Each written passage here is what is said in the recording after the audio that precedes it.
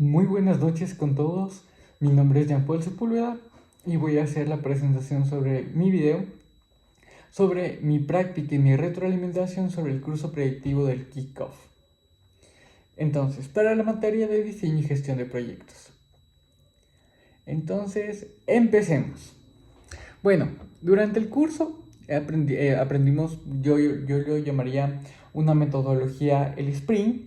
Entonces vamos a empezar primero con los lineamientos base, que creo que es una parte importante, que es lo que nos enseña este curso.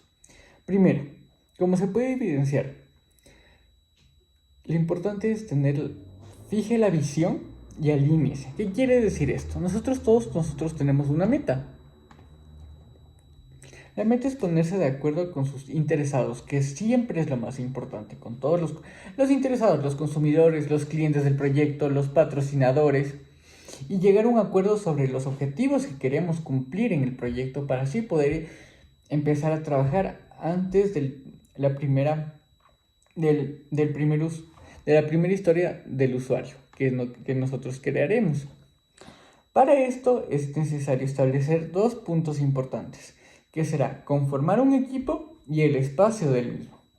Nosotros a qué nos referimos en el curso al momento de conformar un equipo. Necesitamos identificar las habilidades necesarias para generar los resultados que esperamos obtener en el proyecto. Entonces, se le asignan las responsabilidades según las habilidades y el talento disponible que contamos entre los usuarios que van a conformar parte del proyecto. Obviamente se evalúan elementos importantes como es el comportamiento, las características, todos los elementos necesarios que permitan generar un ambiente para tener éxito en el proyecto. Obviamente esto va ligado a lo que es el espacio. Con el espacio debemos tener todo lo que se necesite para que nuestro equipo esté feliz. Pizarras, escritorios, bancas, marcadores, cualquier insumo, instrumento que en el espacio de trabajo nos permita que todo el equipo esté feliz, pero siempre y cuando con el objetivo de que se desempeñen de la mejor manera posible en un entorno controlado. Para esto pasamos a la siguiente nota más importante, que ahora sí les hablaremos de lo que es el sprint. Entonces,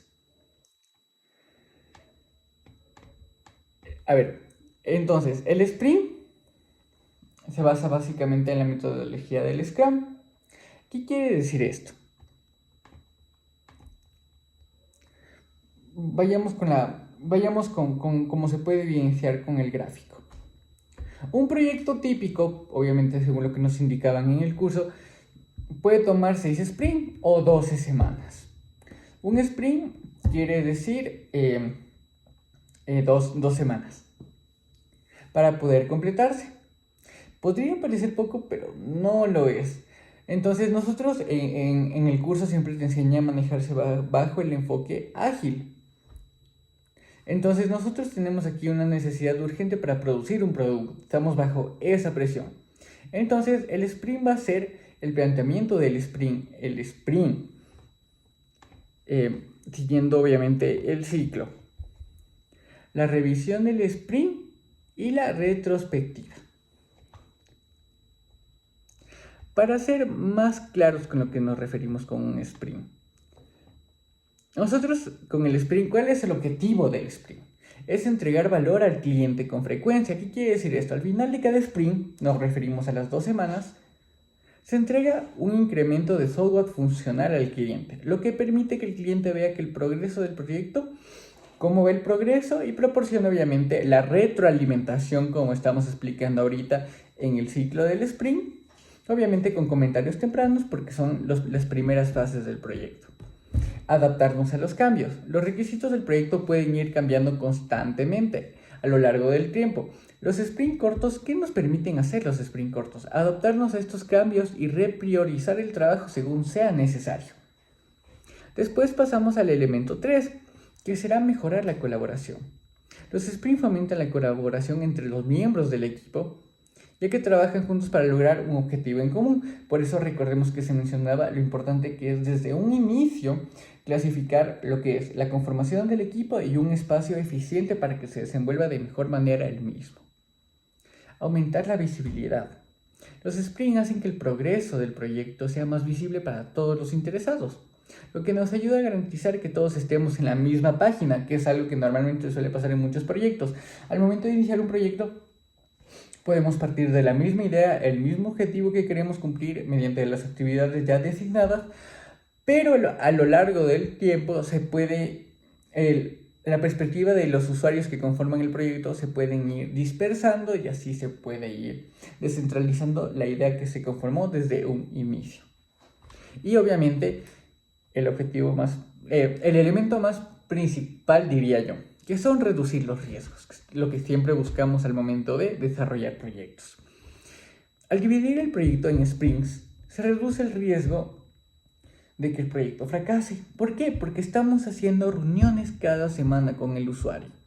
Estas retroalimentaciones, y nos adaptamos a las retroalimentaciones y seguimos este círculo constante, que nos permite desarrollar el proyecto de una mejor manera.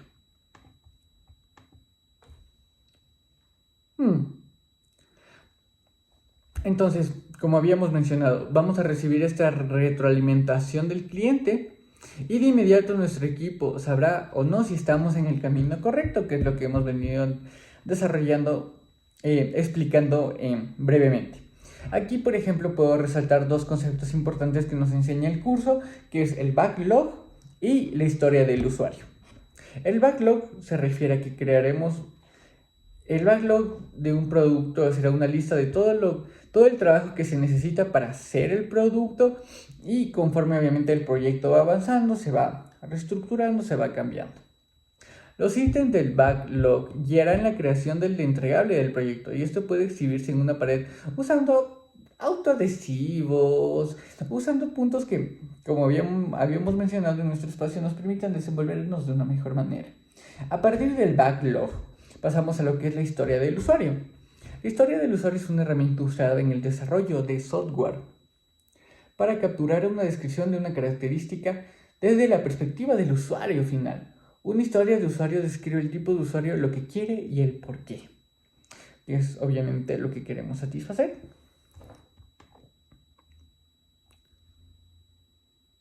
Ahora, una vez entendido este tema, yo resalto aquí cómo se puede evidenciar, resaltar los siguientes puntos. ¿Por qué? Porque tenemos que... A ver, empecemos. Veamos lo que dicen los siguientes puntos. El trabajo se completa antes de que el sprint termine. ¿Qué significa esto? Que el equipo no está comprometido con asumir suficiente trabajo. ¿Y qué nos quiere decir esto? Cortarte raíz. Otro punto. El equipo no completa el trabajo pronosticado porque se está comprometiendo a hacer demasiado. Otra vez, esta es otra señal que tenemos que tomar al momento de estar desarrollando los sprints. La línea de trabajo remanente o borderline line cae abruptamente porque el trabajo no ha sido descompuesto en partes lo suficientemente pequeñas. Se entrega o cambia el alcance a mitad del sprint. Tenga cuidado con la expansión incontrolada del alcance. Estos son diversos puntos que, si nosotros vamos identificando en nuestro equipo de trabajo, en cómo vamos desenvolviendo el proyecto, ya nos está indicando qué medidas ya debemos tomar. ¿Por qué? Porque estas ya son señales de que vamos a fracasar, que creo que es muy importante resaltar en lo que aprende en el curso. Con esto quiero pasar a las siguientes preguntas que vamos a responder. La primera pregunta.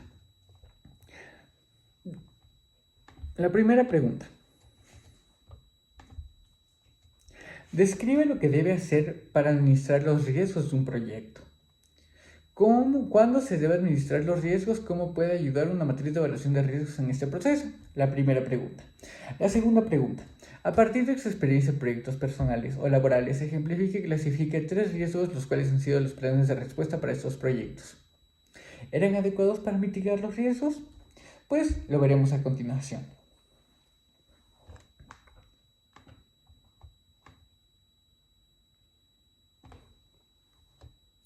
Primero, ¿qué se debe hacer para administrar los riesgos de un proyecto? Para administrar los riesgos... para esto yo voy después a ejemplificar en la segunda pregunta con una fundación que yo creé. Yo hago proyectos agrícolas y pues yo tengo diversos problemas, por ejemplo, con lo que es la cadena de suministros. Pero bueno, empecemos con la primera parte. ¿Qué se debe hacer para administrar los riesgos de un proyecto? La administración de riesgos en proyectos es un proceso continuo que implica identificar, evaluar, planificar y responder a los riesgos potenciales que podrán afectar el éxito del proyecto. Y los pasos claves para mitigar esto será identificar los riesgos, evaluar los riesgos, planificar la respuesta al riesgo y monitorear y controlar obviamente los riesgos. Ahora, ¿cómo se debe administrar los riesgos? Pues debemos comenzar primero en las primeras etapas del proyecto y continuar durante todo el ciclo de vida del proyecto. Es importante identificar los riesgos lo antes posible porque se pueden tomar medidas a tiempo. Sin embargo, también es importante seguir monitoreando los riesgos, como había mencionado anteriormente, porque a medida que avance el proyecto pueden surgir nuevos riesgos o cambiar la probabilidad de que los riesgos existentes aumenten. Ahora, ante todo esto, ¿cómo puede ayudarnos una matriz de evaluación de riesgos? Una matriz de evaluación de riesgos es una herramienta muy útil. ¿Por qué? Nos ayuda a clasificar los riesgos por su probabilidad de incurrencia y impacto potencial, lo que permite al equipo del proyecto proyectarse en los riesgos más importantes. La matriz también puede ayudar a identificar las acciones de respuesta más efectivas y eficientes para cada riesgo en específico y así mitigarlo por completo. Es ahí donde la matriz se vuelve muy importante. Por ejemplo, como les había mencionado, yo tengo una fundación agrícola y vamos a poner el caso promedio, que por ejemplo es la entrega de materiales o insumos agrícolas para proyectos agrícolas que yo desarrollo. Vamos a poner que la probabilidad de retraso va a ser media, porque si bien se hace toda una planificación, siempre existe una probabilidad de que haya un cierto atraso. Pero eso puede ser un impacto alto. ¿Por qué? Porque al ser insumos agrícolas y en el mundo agropecuario, usted no puede dejar de utilizar, por ejemplo, el fertilizante, el riesgo o la estructura pertinente para que el cultivo se desarrolle de manera eficiente. Por eso el riesgo de esto se vuelve alto. Plan de respuesta, por ejemplo, identificar proveedores alternativos, hacer un seguimiento cercano al progreso del proveedor, tener un plan de contingencia en caso de retraso.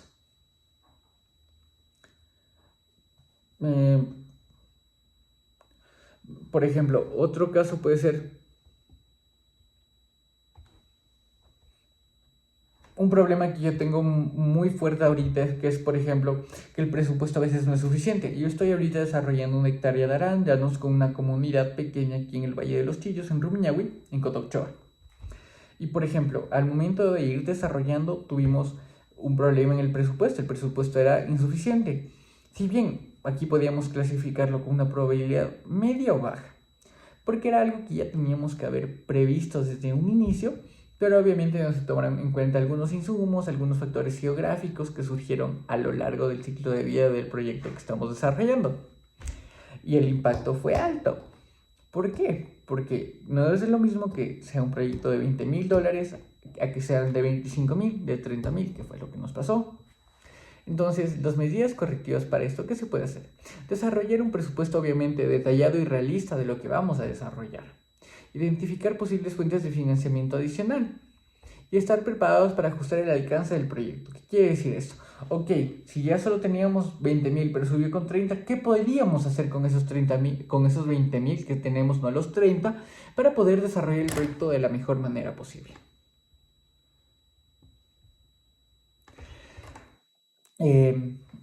¿A qué me refiero con todo esto? Pasamos al siguiente tema que es lo más importante. Pasamos al siguiente tema que es lo más importante, que es la adecuación de los planes de respuesta. Estos tres diferentes factores que les expliqué con estas dos diferentes situaciones. Los planes de respuesta dependen obviamente de una serie de factores que son como los que acabo de explicar, incluyendo la probabilidad y el impacto de riesgo, que son los dos factores que mencioné. Los recursos disponibles, la tolerancia al riesgo, y es importante revisar y actualizar los planes de respuesta periódicamente para asegurarse que sigan siendo adecuados. ¿A qué quiero llegar en todo esto? Al identificar, evaluar, planificar, respuestas a los riesgos potenciales, el equipo de proyecto puede aumentar las probabilidades de éxito del mismo. ¿Por qué? Porque nos estamos anticipando y estamos desarrollando las medidas correctivas necesarias para poder mitigar estos riesgos que surgen en el proyecto. Con esto, parte de dentro de la exposición, nosotros tenemos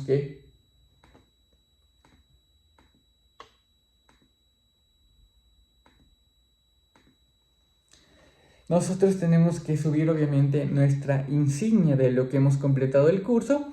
Y pues, como se puede evidenciar aquí, este es mi perfil de LinkedIn, donde yo subí mi fotografía de la insignia que tuve al completar el curso. Como se puede ver, ahí está mi nombre y ahí está el link y está la insignia ya subida a mi página. Con esto quiero concluir y agradecer que este curso me ayudó bastante. ¿Por qué? Porque yo me dedico al desarrollo de proyectos y el Predictive Course me enseñó me enseñó una herramienta muy importante que es el sprint.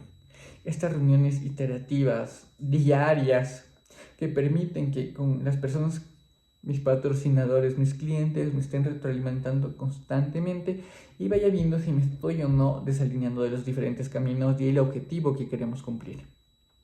Con esto concluye mi exposición. Un gusto, muchas gracias.